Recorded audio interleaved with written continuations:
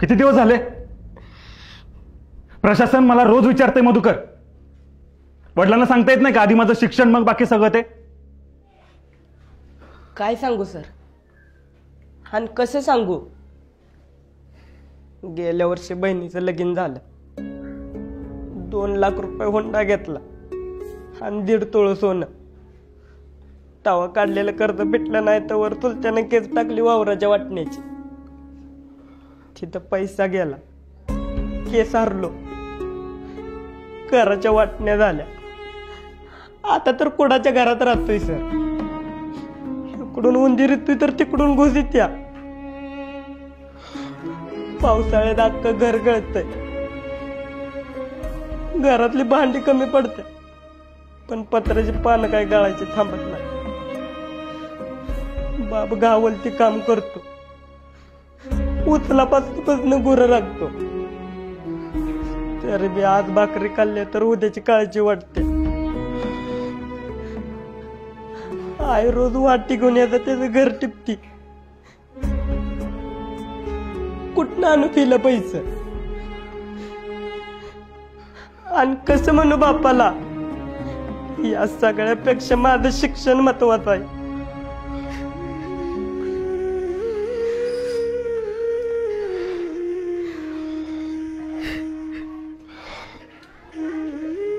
चला लिहून का सगळ्यांनी?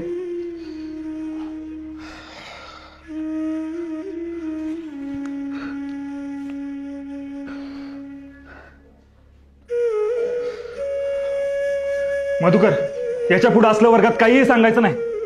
याचा कुणावर काही फरक पडत नाही, कळलं का? प्रशासनाने नेमून दिलेली फी तुला द्यावीच लागेल.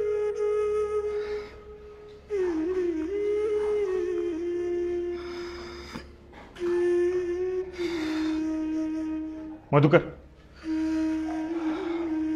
जाताना स्टाफ रूम मध्ये भेटून जा. तुझ्या वडिलांसाठी एक निरोप आहे. बस खाली.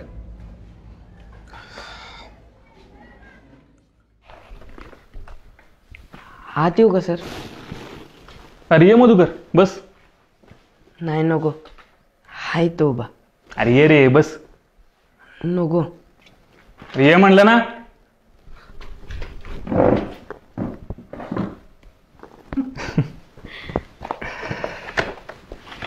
मला सांग, कोण कोण असतं घरी?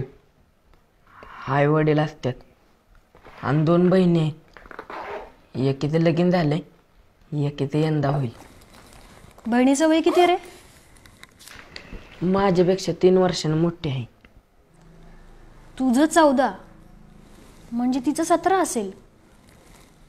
एवढं लवकर लग्न कसं काय? कधी कधी परिस्थितीसमोर हात टेकावे लागतात मॅडम. सगळीकडेच तुमचे सरकारी नियम लावून चालत नाही. शिक्षक असून तुम्ही असं म्हणता कांबळे सर? अहो, शाळेपेक्षा बाहेरच्या जगात जास्त वावरणारा शिक्षक आहे मी.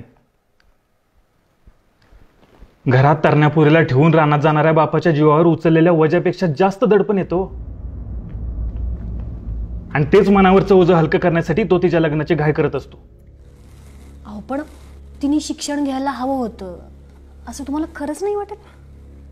अहो मॅडम, याच्या शिक्षणासाठी पैसे नाहीत त्यांना, तर मुलीच्या शिक्षणासाठी कुठनं असणार आहेत? अहो, पण सगळं फुकटच आहे ना. जेवण, पुस्तकं, कपडे सुद्धा. तेवढंच फुकट आहे मॅडम.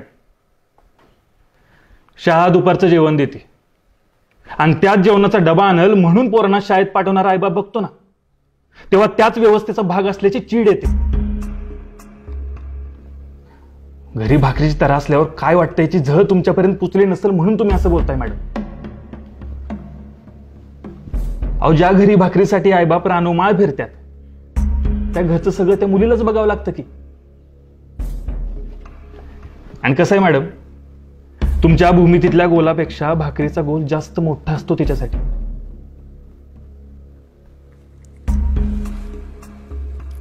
एक बाई म्हणून काळजी वाटली म्हणून बोलले मी. हीच तर अडचण आहे आपल्या शिकलेल्यांची. आपण ते वाईट कसं हे सांगतो, हळहळतो, पण प्रत्यक्ष अडचण सोडवत नाही. इथून बाहेर पडत नाही, मदत करत नाही. भाषण करणारा नकोच आहे आपल्याला, भाकरीची सोय करणारा हवाय. आणि हे सगळं तो त्या मुलीचा बाप करतो म्हणून तो आपल्यापेक्षा कायम ग्रेटच आहे असं वाटतं मॅडम मला.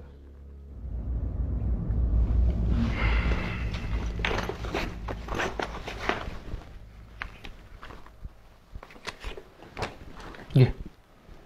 अहो नाही नको, बापाला सांगितलं करतील ते. स्वाभिमान, हा स्वाभिमान गरीबाच्याच दावणीला का बांधलेला असतो? अजून एक कोड. अरे बाबा घे, तू मोठा झालास, कामाला लागलास की कर परत, मग तर झालं.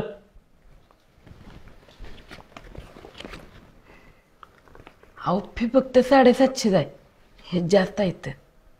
अजून एक वाईट गुण, इमानदारी. अरे बाबा ठेव, लागतील तुला.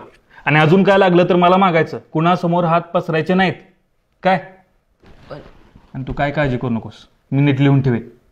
तू मोठा झालास, कामाला लागलास की कर मला परत. पण आता एक शब्द बोलू नकोस. उद्याची उद्या फी भरून टाकायची आणि आता फक्त अभ्यासाचाच विचार करायचा काय. चला.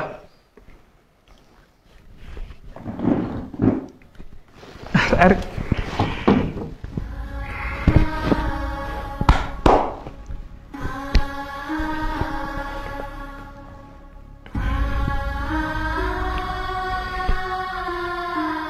सर, हे एकदा फिरवू का?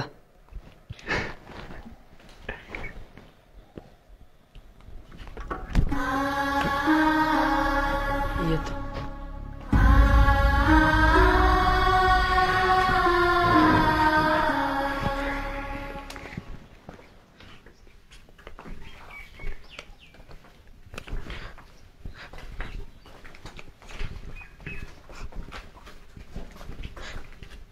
मध्या, काय झालं रडायला?